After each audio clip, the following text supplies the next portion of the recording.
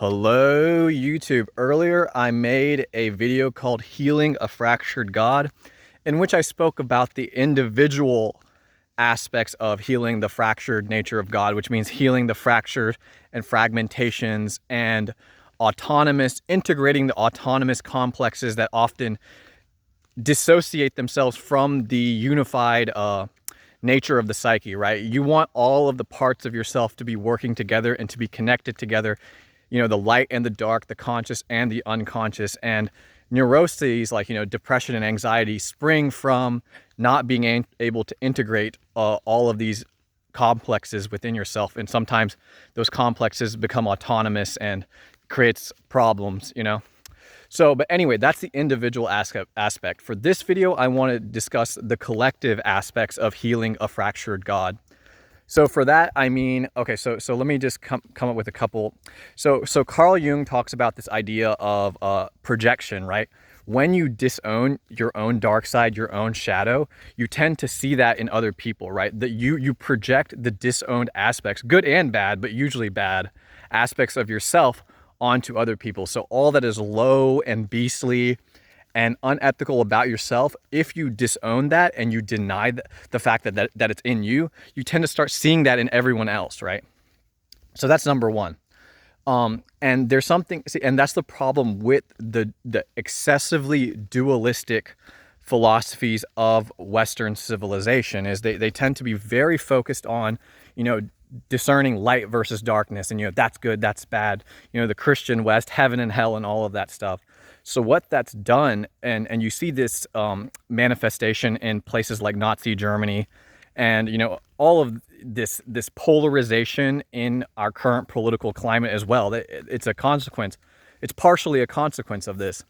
When you repress your shadow, it becomes darker and more insidious, and there's something called a collective shadow.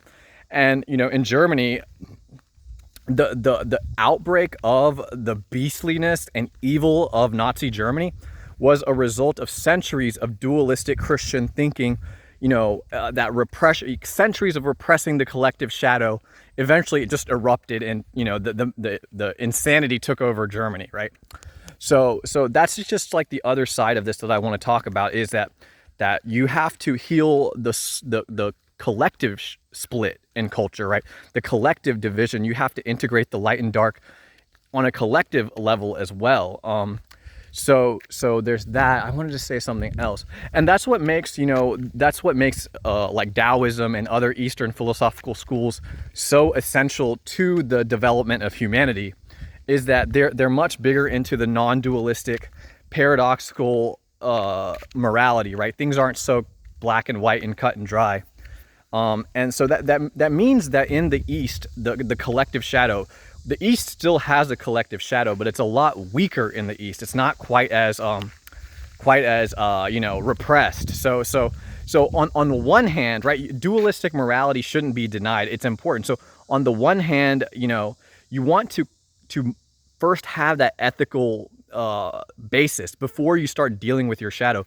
Carl Jung always says, right, that if you don't have a strong spiritual and moral foundation before you begin depth psychology, before you begin to enter your shadow and your own unconscious, it could potentially destroy you. Because as you dissolve the barriers between the conscious and unconscious mind, if you don't have a strong autonomous moral ego, if you don't have an ethical ego, and this is the problem with so many people in the West, who, they find Eastern philosophy, they find meditation, they find the paradoxical morality and the non-dualistic morality of Eastern philosophy, and they dive in, right? But the problem is that when you still have an ego, but a strong dualistic ego, but you try to embrace non-dualistic and paradoxical forms of existence, often that the dissolving the barrier between the ego and the shadow results in immorality and unethical behavior. You see that